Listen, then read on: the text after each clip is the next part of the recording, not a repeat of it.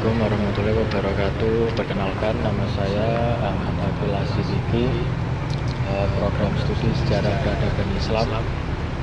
Di sini saya akan menerangkan tentang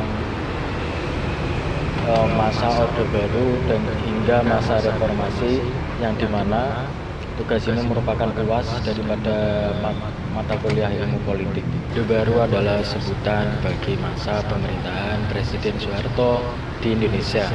Awal dari masa pemerintahan di era Orde Baru muncul setelah dikeluarkannya surat perintah yang berlaku selama kurang lebih 32 tahun pada 11 Maret 1966 hingga 1988. Diangkatnya Soeharto menjadi Presiden Indonesia juga menandakan Orde Baru menggantikan Presiden Soekarno sebelumnya.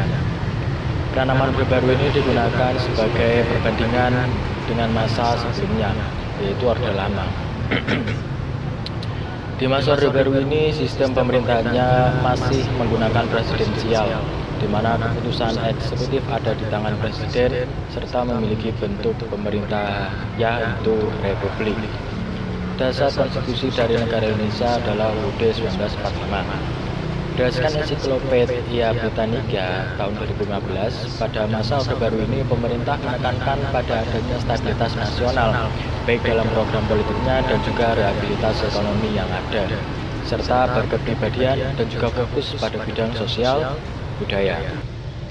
Pada masa ini juga terjadi kemajuan dalam demokrasi di Indonesia, di mana seperti yang dapat dilihat dari hasilnya, inflasi menurun dan mata uang Indonesia menjadi lebih stabil.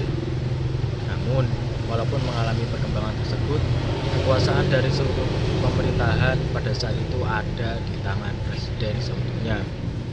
Hal itu yang menyebabkan runtuhnya Orde Baru dikarenakan adanya krisis moneter di tahun 1997. Setelah adanya krisis tersebut, kondisi ekonomi negara Indonesia semakin memburuk, dan hal ini bukan hanya dialami Indonesia saja, namun juga berbagai negara lain. Kondisi yang terjadi pada saat itu membuat korupsi, kolusi, serta nepotisme atau KKN menjadi semakin tinggi dan angka kemiskinan juga meningkat.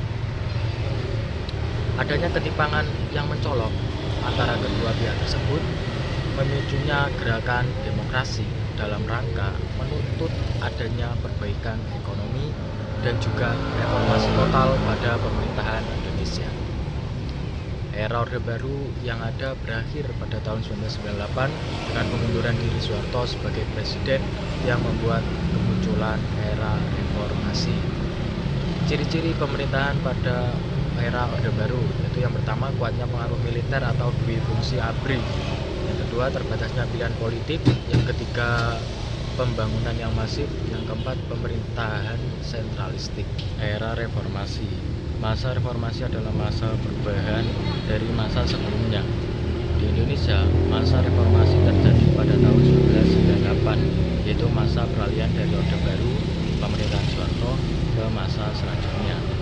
Awal dari pemerintahan di era reformasi atau yang disebut sebagai masa transisi ini digunakan untuk membuka peluang dalam menata kehidupan yang lebih berdemokrasi.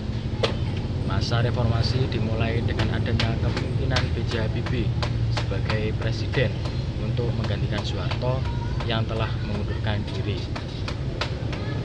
Reformasi yang ada di Indonesia sendiri terjadi pada tahun 1998, di mana merupakan awal kejatuhan Orde Baru setelah adanya gerakan reformasi dari berbagai elemen masyarakat. Reformasi yang terjadi tersebut disebabkan semakin banyaknya krisis yang terjadi seperti politik, ekonomi, hukum, sosial, dan juga krisis kepercayaan masyarakat terhadap pemerintahan yang ada. Hal ini dikarenakan setiap kegiatan ekonomi maupun pembangunan infrastruktur yang dilakukan pada saat itu tidak diimbangi dengan adanya pembentukan mental para pelaksana pemerintahnya, yang membuat banyak terjadinya penyelewengan, penyimpangan, pemerintahan yang otoriter, dan juga yang terbesar ialah KKN.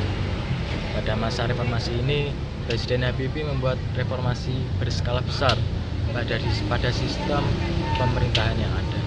Sistem tersebut dijalankan dengan adanya keterbukaan dan nilai demokrasi yang lebih ditonjolkan. Pada masa ini juga, partai politik independen yang ada tidak lagi dipengaruhi oleh kekuasaan birokrat militer. Di era reformasi ini juga adanya pemberdayaan bagi masyarakat sipil dengan penyampaian informasi yang dilakukan secara transparan.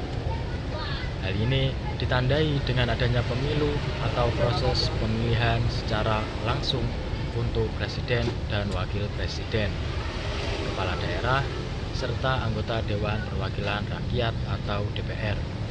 Pemilihan umum tersebut pertama kali dilaksanakan secara langsung pada tahun 2004. Adapun tujuan adanya masa reformasi. Dengan adanya masa reformasi digunakan untuk menata kembali segala struktur pemerintahan dan kenegaraan, termasuk di dalamnya yaitu perundang-undangan serta konstitusi yang menyimpang dari tujuan yang ingin dicapai serta cita-cita yang diharapkan seluruh masyarakat Indonesia. Dengan adanya masa reformasi diharapkan melakukan perubahan serius serta bertahap dalam menemukan berbagai nilai baru dalam kehidupan masyarakat, bangsa, dan juga bernegara.